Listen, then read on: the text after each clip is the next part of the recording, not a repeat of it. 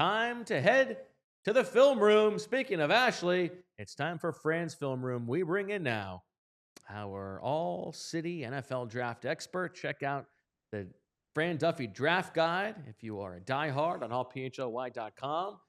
Living, breathing scouting reports on everybody you need to know ahead of the draft. And, you know, he's breaking down the Eagles like nobody in the game. How you doing, Mr. Duffman? What's going on, guys? How's it going? This one is the first game where it felt like last year, right? Like that's kind of what when I came up here to like full plays, that the post-game feeling, it feels like 2024.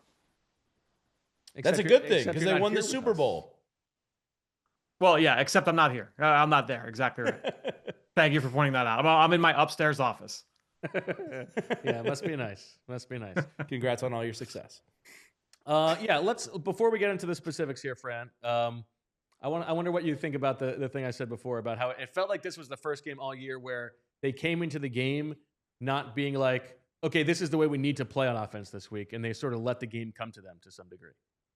I mean, it was one of my big takeaways from the entire game is just, to me, this was certainly more than any other game in the Nick Sirianni era. But I'm trying to think, like, when was the last time I saw an opening script from the Eagles offense where you saw under center run game, shotgun run game, RPOs, basic screens, vertical shots. You saw the under center play action game. You saw the jet sweep to Xavier Gipson. And then there was like 12 personnel with 6 offensive linemen, 13 personnel with 6 offensive linemen. You saw Cameron Latu and Grant Calcaterra on the field. You saw Darius Cooper and John Mechie on the field. You saw Xavier Gipson, like I mentioned, but then you also saw all 3 running backs. You saw Bigsby. You saw Shipley. Like, all of this happened in the first 2 to 3 drives. The multiplicity was awesome. When you talk about, like, if you were someone who complained about the predictability of the Eagles offense and it being so vanilla, that was absolutely not the case here in this one. And the opening script, I think, really painted that picture. Fran, real quick off of that, who gets more credit for the change? Is it as simple as Patullo or Hurts? Is it a combination of everyone and everything kind of buying in there? That's impossible for us to answer on the outside. You know, and even if they were to say, like, the company line will be that was a team effort or a group effort, and rightfully so. I would say most likely that's on the coaching staff as opposed to the players, but that's impossible to answer because we don't know, like, what that dynamic has been like. We know that they've had all of these reported meetings over these last couple of weeks, but without knowing for certain, because again, players can say things to the media, coaches can say things to the media. That doesn't necessarily mean that it's true, right? Like they say it, but that doesn't mean that that's reality. And so I think that, you know, that's tough for us to answer. Hey, Fran, I think Patullo said, I'm throwing everything, the kitchen sink and everything going into my bye week. She was going to be what it's going to be. And I think it trusted itself to just open up his playbook a little bit more. And I think we all like what we saw. Yeah, it was awesome. There is the Eagles fan on one shoulder that is thinking, okay, why couldn't we do this every week? Like, why did it take 8 weeks to do this? But if you want to listen to the optimistic Eagles fan on the other shoulder, it's like, okay, listen, this is a first-time play caller. There was obviously going to be a learning curve to some degree. You are allowed to get better as the season goes on. Let's lean into the recency bias and let's say this could be what they're like moving forward. But I guess my question for you is, you know, how bad was that Giants defense? Could this stuff work in a regular week?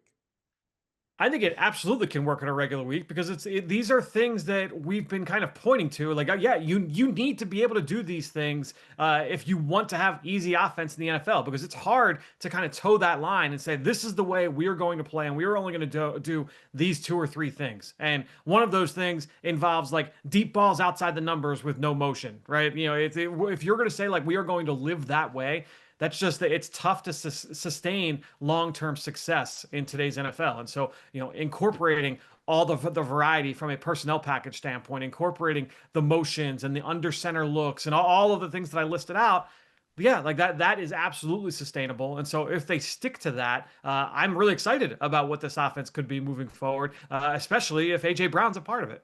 All right, well, let's talk about how they got things going, because I know that as much as you were rooting for Saquon to finally bust a big play, what you really wanted was them to lean into 6 offensive linemen on the field, because you've been calling for it. And both of those things happened on the second play from scrimmage. Yeah, I mean, look, you don't necessarily. I get that you want to get big people out in the field and you want to be able to assert your will at the point of attack in the run game, and traditionally you do that with multiple tight ends. But again, teams around the NFL have been doing this for the last several years, where they lean heavily into the use of a sixth offensive lineman, and with the way that the tight ends have been blocking over the first month and change of the season, being able to incorporate Fred Johnson as that extra tight end in these sets and be able to run and throw out of those looks is really huge for this team. And if we go back to the second play of the game, this is going to be Andrew. This is going to be Saquon TD1. You go to the first play of the game, you see that the Eagles come out in one of these sets where you've got an extra offensive lineman out in the field. You've got Jalen Hurts under center. So this is going to be a 65-yard under center play for the Philadelphia Eagles out of 12 personnel with where Fred Johnson is the extra tight end. You see Grant Calcaterra at the bottom of the screen. He's the other tight end here. So Goddard's not even out on the field on this one. You've got two receivers out. Now let's take a look at what the play is. This is going to be under center duo. So duo is a gap scheme at your run downhill where you're going to rely on a double team at the point of attack between your center and your left guard in this instance because of how the front is deployed on the nose tackle. So Andrew, if you go to the next shot here, you're going to see that you get that nose tackle or you get that double team here on the nose between Brett Toth and Landon Dickerson. And Dickerson, I mentioned last week how on Monday's show how this was the healthiest he looked all season. Based off broadcast, like there weren't any like down clips of Landon Dickerson this week in the watching this live on TV. I'm excited to see what it looks like on film, but he looked like his normal self. And so you see the movement here at the point of attack, but Landon's not done because he's going to work up to the second level, get the linebacker, and then he's going to get a piece of the pursuit defender as well. So Landon Dickerson impacts three players here on this one. But what I really like is Saquon Barkley here. Andrew, if you go to the next shot, you're going to see that Saquon as he approaches the line of scrimmage, that initial insert point here for him on the right side is pretty shut down. Like you're not going to get the running lanes here, but he puts his foot in the ground. He's 3 or 4 yards deep in the backfield, and he sees that backside double team working for him with Landon Dickerson working up to the second level, and now he's off to the races. And one of the things that you need from a defense, if you're going to play, especially if you're going to play like an umbrella coverage where those guys are playing from depth at the safety spot, you need them to make sure that they're filling their gaps with authority. And you're going to see here on this one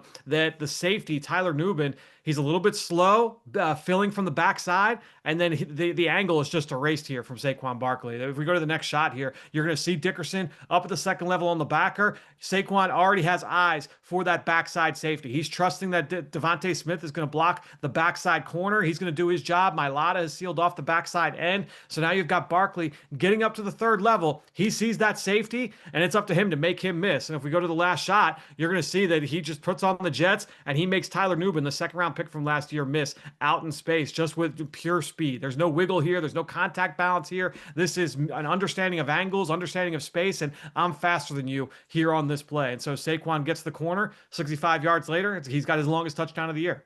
Fran, he almost hit 22 miles an hour on that play. I think we can lay to rest that Saquon maybe physically isn't feeling as good as he was last year. Yeah, that's the thing is that a lot of people have been pointing to a lot of the yards before contact, yards after contact numbers and said, oh, like the yards before contact's not good, but the yards after contact isn't good either, so he's not creating.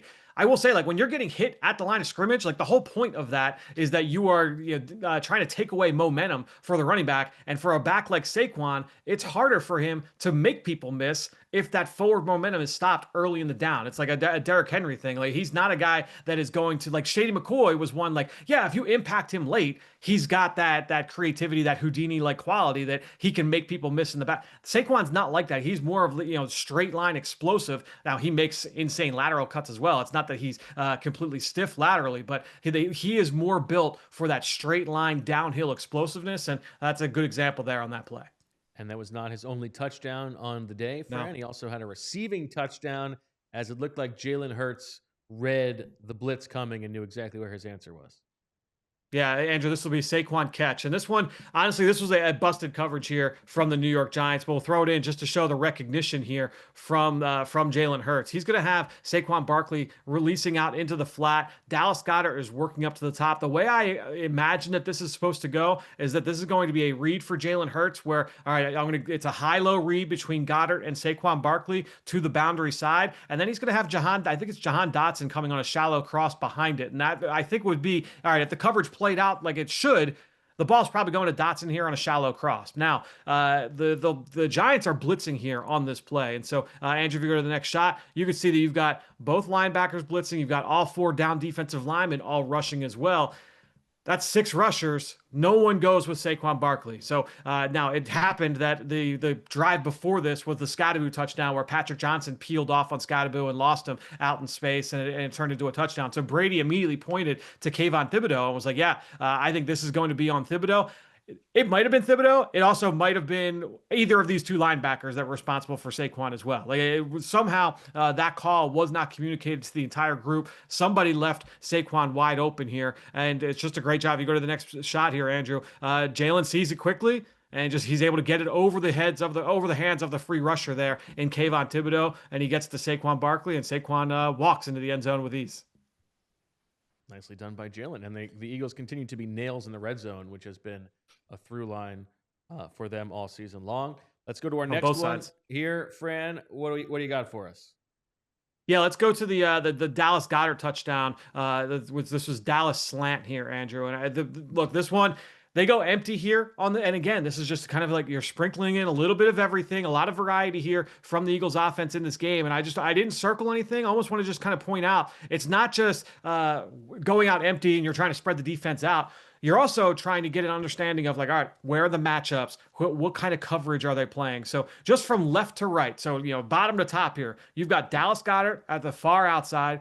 You've got Jahan Dotson as the inside slot. Then you've got Saquon Barkley, Devontae. Then you've got Devontae at the far end. I believe that's Cooper, Darius Cooper, in the slot to the right hand side. So you've got tight end, receiver, running back, receiver. So just by the different alignments of these players, you're getting a little bit of information in terms of what is this going to be man? Is this going to be zone? What are we looking at here? You've got a safety over Goddard. That's an immediate tell that you're going to get some form of man-to-man. You've got 6 guys up in the line of scrimmage. There's nobody in the end zone at all. So this looks like it's going to be some kind of a pressure look here for Jalen. So he's got to expect that he's probably going to be hot on this play. The ball's got to come out fast. Now they're running a double slant concept. It's a tosser concept where you've got the inside slant from Jahan Dotson and the outside slant from Dallas Goedert. So if we go to the next shot here, Andrew, it's imperative that Jahan Dotson, he has got to win, and he's got to win fast inside. He can't get held up by the jam from the nickel corner. This ends up not being a zero blitz. So Jalen, he's going to throw this hot, but he's got to be wary that you've got 2 underneath defenders dropping off. It's still going to be a zero-ish coverage in that there's no safety help, but you've got 2 hole players underneath. So it's going to be a little bit of a tighter window here for Jalen. And again, that really ups the ante for Jahan Dotson here. He has got to win inside, and he's got to do it fast, because if he doesn't do it fast, if he doesn't occupy that nickel corner, that window is going to be really tight, and Jalen might be throwing a pick 6 here on this play. And so really good job from Jahan Dotson of winning quickly, crossing that defender's face and opening up that window. Jalen is wary of that underneath defender. If you go to the next shot here, Andrew, the last one, you can see that there's enough space. The ball's already out of Jalen's hands at this point. He puts it right on Goddard, and Goddard's able to power his way into the end zone. Obviously, this would have gone for a first down, but then Dallas able to punch it in there for the first of 2 touchdowns on National Tight End Day. Fran, is it safe to say that Kevin Patullo has a red zone tight end kink? I don't know if it's necessarily a tight end kink as much as it is just, hey, like, we want to get our best players the football, and they've been one of the best red zone teams in football this year. We've seen creativity, we've seen them leaning into their best players. It's been really fun to watch this group when they get inside the 20-yard line. I appreciate you giving Jahan Dotson the shout out there, because that is a guy who has been doing a lot of just running around on offense all season long, not getting a lot of balls. He did get that touchdown today, but that sure did. Goes to show you why he's still on the field. And then one more Dallas Goedert touchdown to go over here. This is a familiar play for the Eagles, friend. This got our friend Mina Kimes excited. She loves this play.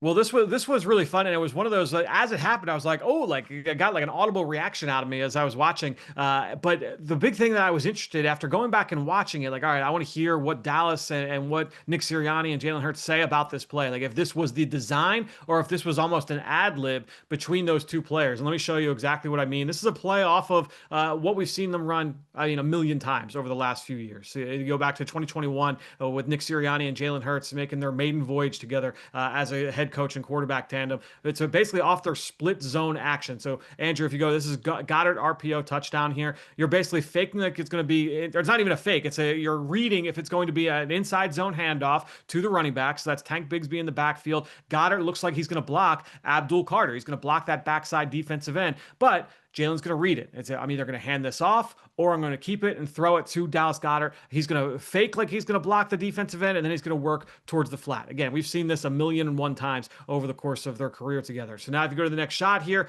obviously, so Goddard is going to fake like he's blocking Carter. Carter is going to try and work inside. He's going to try and attack the back. Goddard's going to work inside. Devontae Smith is working in to basically set a pick here for the linebacker that's over Goddard. Now, the linebacker, he's able to slip that little rub element there from Devontae Smith, but not well enough. As we go to the next shot, you can see the linebacker kind of stumbles here on this play. Now, it happens like simultaneously. You can see that Goddard is already kind of working up the field. So I was able to go back and just listen to what Goddard said after the game, just before I came on. He said that, yeah, like the way that they were playing this. Now, I don't know if this was, hey, the way that they were playing this earlier in the game, we put this adjustment in. He's already working upfield. So I don't know if he just knew like, hey, he's going to overplay this and get to the flat fast. So we're going to work this up the field. Or if he saw like, hey, the linebacker stumbled here, I'm going to work vertical because, I'm not going to just run to where he's going to fall. And Jalen was just on the same page. Either way, I mean, this works perfectly. The linebacker ends up on the ground. We'll go to the next shot here, Andrew. The linebacker ends up on the ground. Goddard's working vertically up the field. He's wide open, and he walks in for a touchdown. It was beautifully executed. And my read on it was that this was not necessarily an ad lib, but just a post-snap feel from Dallas and from Jalen. And look, that's the benefit of having guys that are that have had this simpatico, that have been working so closely together for 4 or 5 years now. So, Fran, do you think the Eagles win this game if they don't blow the ball dead and Jalen Hurts fumbles on the tush push? It was definitely a fumble. It was definitely a fumble. Now, we're going to go tinfoil hat here. Oh, what if the league's like, yeah, we want the controversy with this. We want the controversy here because that's all the social media reaction was. They got to get rid of this play. They can't. The leaning into of the officials can't handle it. I think is only going to be enhanced. Don't you think if they were actually doing it, they would want to punish the Eagles? I think that they're playing the long game. This is the long-term punishment. I don't think this crew, given the decisions we saw them make in real time, was able to think that big picture. Brian, I mean, the Brian Daboll reaction at the end of the game is, I mean, it's an all-timer, an all-time moment from an opposing coach on the sideline. No he was trying to challenge anything he could, Fran. I did not mess up my diaper. the angriest replacement of the headset I've ever seen. I also like the ref being like, and listen, I told him he can't challenge that. You don't get a lot of first person statements from the ref. Only to have Daboll then say, I'm challenging something. Like, I'm throwing something out here. Yeah. Hey, Fran, last week, and I know you're just watching the game live. You haven't had a chance to dive into the tape yet. You'll look at that more tomorrow. I kind of buried the guy last week, but it looked like to the naked eye that Brett Toth had a pretty solid game out there today. Did you get the same feeling? Yeah, I mean, it certainly seemed that way, and especially considering the fact that he's going up against Dexter Lawrence and sees a lot of reps against him over the course of the game. It seemed like, I mean, there weren't any huge negatives, so I think that certainly stands out for sure. A lot of these runs, for the most part, were able to hit outside, away from Toth and away from Dexter Lawrence, but that's good coaching and good game planning coming into this one. And what did you make of Tank? I mean, it is very funny that the team went so hard into like, he is not here to challenge for running back carries. He is only here to be a kick returner, and he was not good as a returner for the first several weeks. And because they told people that, they spent 4 weeks trying to make it happen when they could have just let him be a running back the whole time.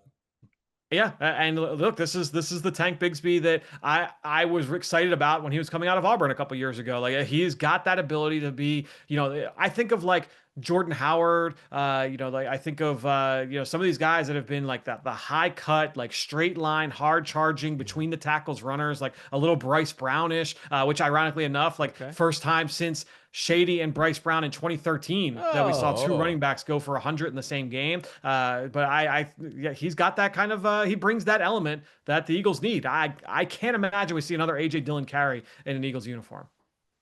Fran, was that poor game guy. against the Giants? Oh, it might have been.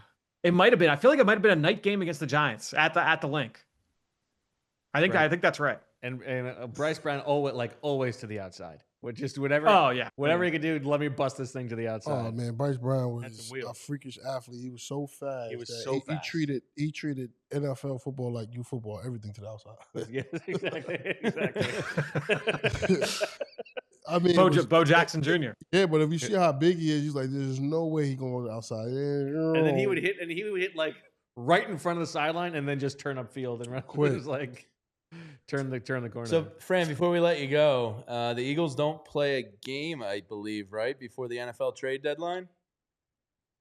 What? And, no, this was it, right? What would you think is more likely here?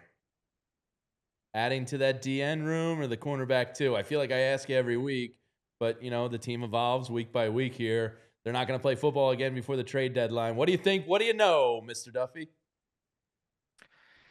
Yeah.